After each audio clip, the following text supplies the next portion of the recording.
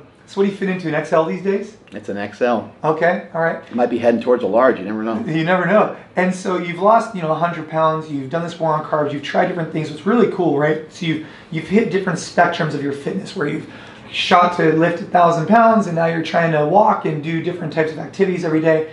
So what's the next thing? What's the next thing for Mark Bell and the crew and the enterprise? I just like to change.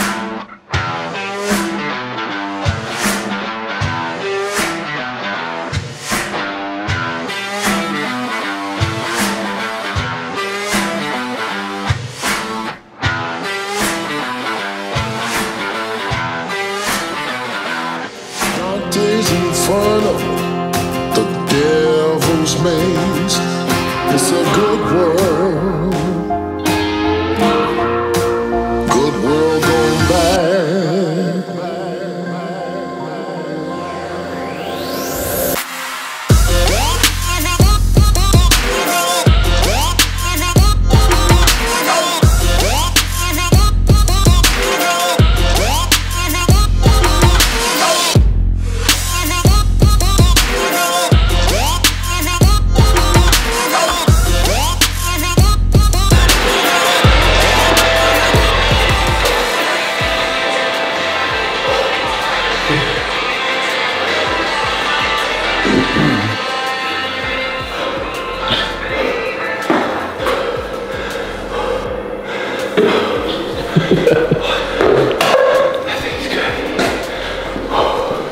All right, good morning guys, it's Monday morning. Just got done with a little morning cardio session. It's pretty rough. About to head to Philz Coffee, have a meeting with some guys to talk about strategy moving forward. After that, I got a meeting talking about this NC Fit collective that we have. Follow that, we're heading up to San Francisco. We're gonna meet up with Mark Bell. We're gonna do a podcast with the founder of Philz Coffee, which I'm really excited about. After that, we're gonna podcast with Mark, talk about business, talk about life at one of my buddy's house. Then do a little bit of this, a little bit of that, head back to the city, probably grab dinner with the family, and then maybe get in a workout after that. We'll see how it goes.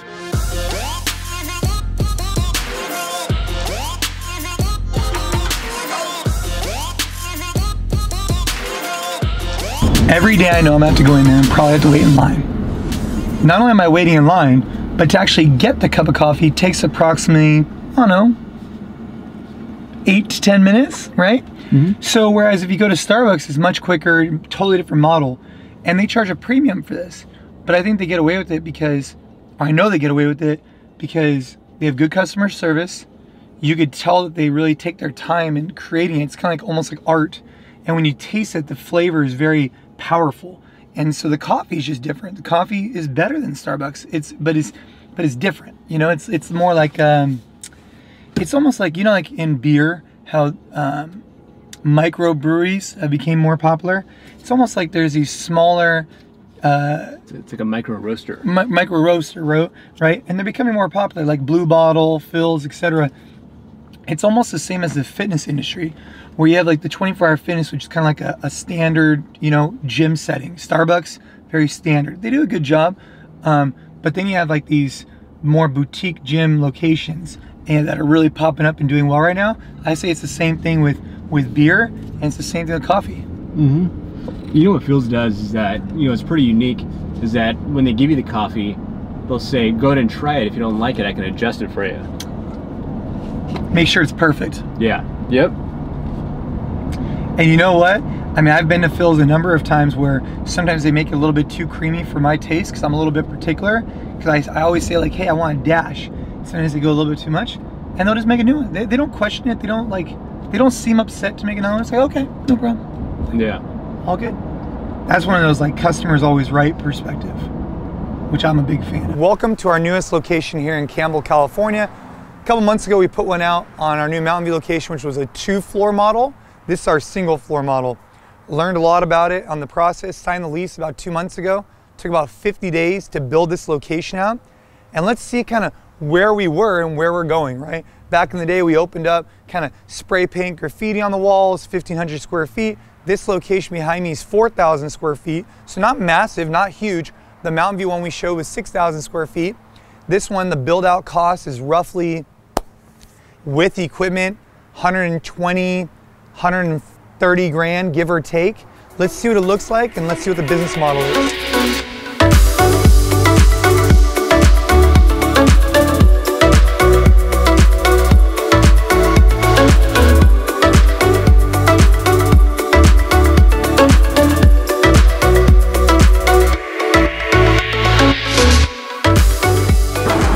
we had our grand opening, and every time we have a new opening, every time we do anything, we try and do like a evaluation after it's done. And one of the things we evaluated on after this opening was that we weren't very creative or innovative. We could have done a better job. People had a great class, experience was awesome, but we didn't do a very good job. And I'll explain one thing. There was nothing innovative about it, right? People came, it was good, we had good food, whatever, it was cool, but nothing that raised the bar. So next time we learn from that, right? We gotta have balloons that aren't black and white. You know, it's not a prom and it's not a funeral, right? It's a celebration. So we should have colored balloons. We should have t-shirts for people. That was we dropped the ball on this one. And hey, you know what? People still had a great time, all was well, but you gotta be hard on yourself, because if you're not, no one else is, so. The most challenging thing for any business, it seems like, is how to scale, but keep your product authentic, right? Keep your product top notch. So for us, what we've done is we've invested heavily into coach development, right? We hired teams to only do that. We've created our own app where every day our coaches receive session plans and programming so that message is consistent. And we built that app, right? We built that app, we do this coach development with the goal of providing our coaches the tools to have a consistent product, whether you're in Shenzhen, China, Mexico, or San Jose, California. That's our goal. And we use our app to do that. And it's been good. It's been good. But you know, it's a constant struggle. But I think by setting up systems and processes, if we had done it a little bit earlier, I think we could have saved ourselves some hardship, right? Quarterly reviews with employees, reoccurring checkups. I think we should have done that stuff earlier, and it could have helped us alleviate some struggles.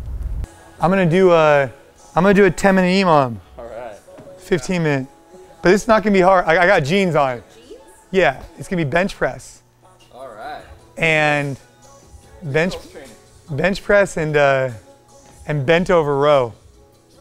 Done. Get after it. I don't have any shorts. It doesn't matter. Even if I had shorts, I wouldn't want to put them on.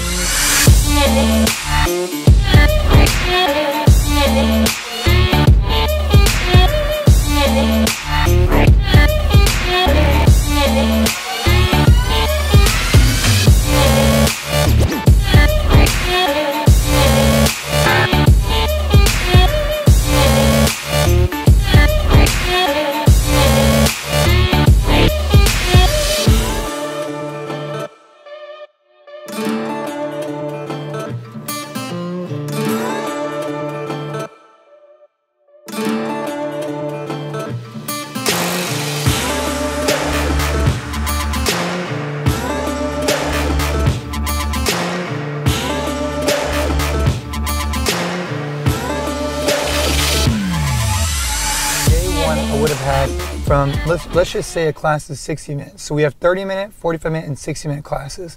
Our goal as a coach is to provide value that entire time. And I think sometimes we think traditionally in CrossFit, it's like, oh, the workout is, you know, a 15-minute AMRAP, that's when you're coaching, but it's actually everything else that you're doing that builds up that class.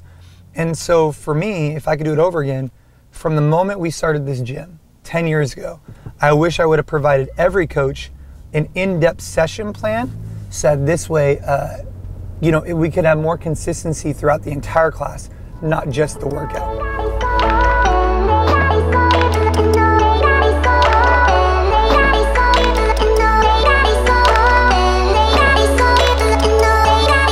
know, frankly, I think you've established yourself.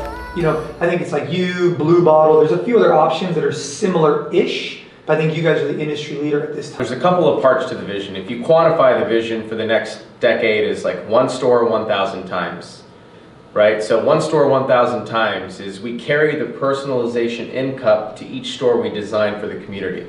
So every store is fit to best serve the community, so it's not cookie cutter. It feels personal, right? So one store 1,000 times versus 1,000 stores. So we even call the stores by the store leader's name. In Davis, it's not Philz Davis 123, it's Amber's store. So it's personal. So I think the idea, that's really important to us. And then I'd say Philz is more than the cup, it's the culture.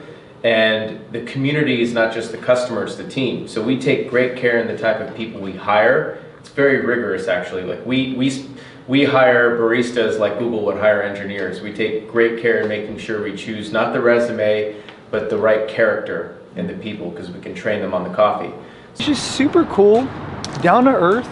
But I like his philosophy on business. You know, that's the kind of conversation I love having, because I feel like it just inspires me to keep trying to raise the bar, you know? Do things better. It's a scalable mindset. Scalable mindset. I really like what he said. We're gonna do one store, but we're gonna do it 1,000 times. Yeah.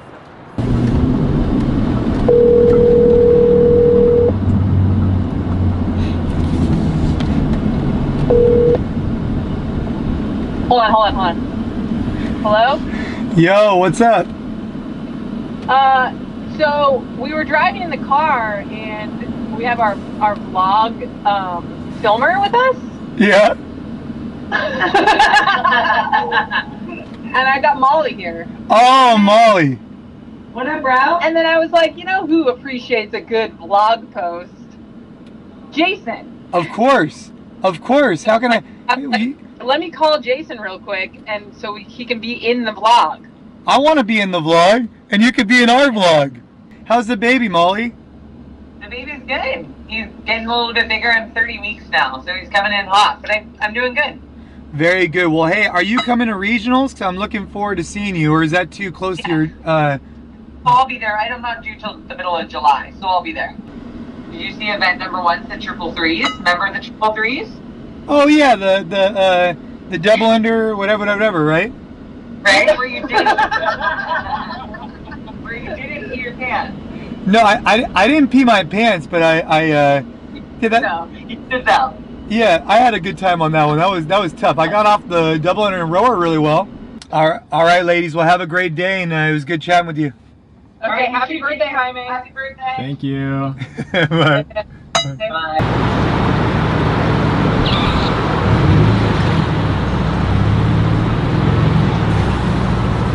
How's that? The car is fine, this little antenna. You're good. It'll keep flinging. Yeah. There you go. Okay, now pull that way a little bit. Put it toward me. I haven't tried it yet. Dude, I think you'd like it. Oh. Just put it right What the hell? Actually, I have one right here. We're ready to rock, baby. Back pocket every time. That's so funny. I wasn't. And then go ahead and try some push-ups with it. Do I have it right? Yeah, yeah, you're all good. Get that pump. It smells right.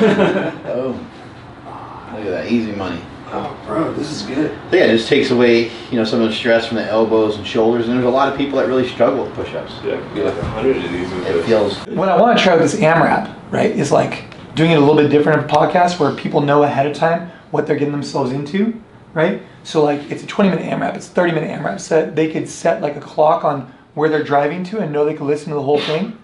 20 minutes sounds perfect. Perfect. Because I do like some podcasts that are, we call them 10-minute walks. Yeah, yeah. And they run about 15, 20 minutes sometimes. Perfect. And it's just for people to throw their headphones on and listen to it while they go for a walk.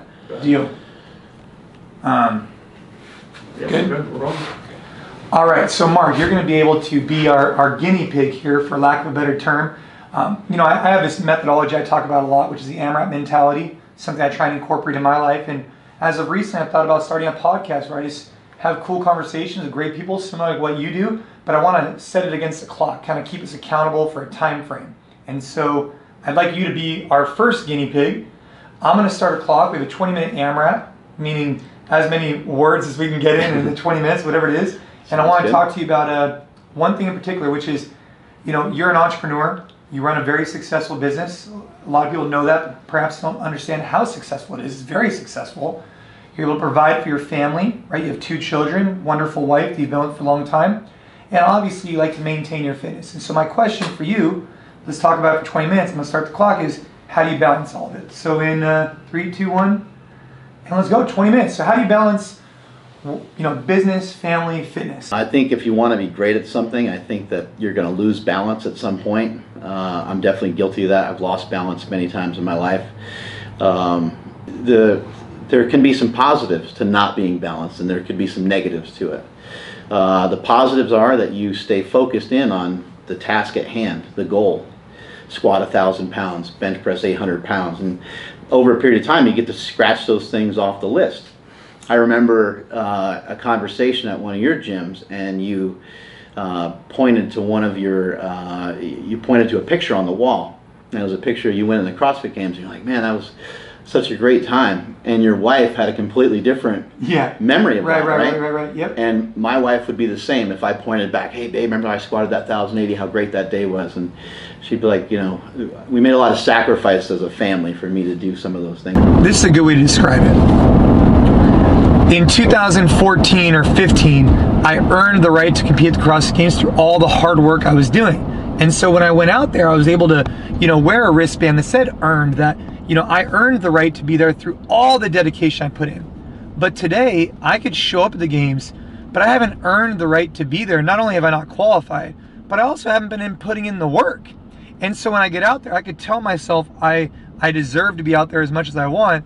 But if you haven't put in all that hard work to earn that right, it's gonna feel really hard to put yourself in a mental state that you could beat the other competitors when you know they've been putting in work for so many years and you've taken a couple years off. Yeah, okay.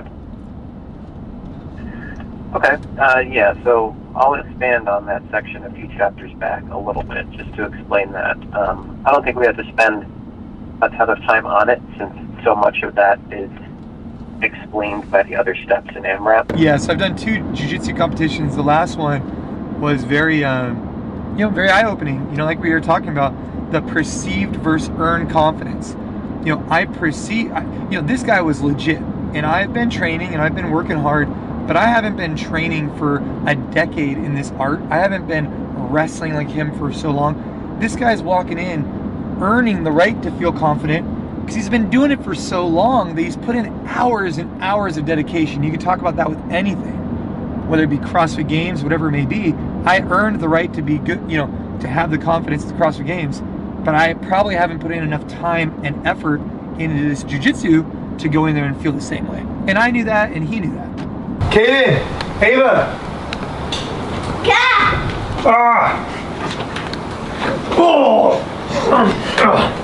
Yeah, cold tomorrow, but no, Daddy.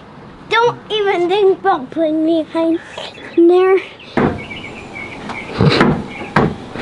Hello, come on. Let's go say hi to Mom and Sis.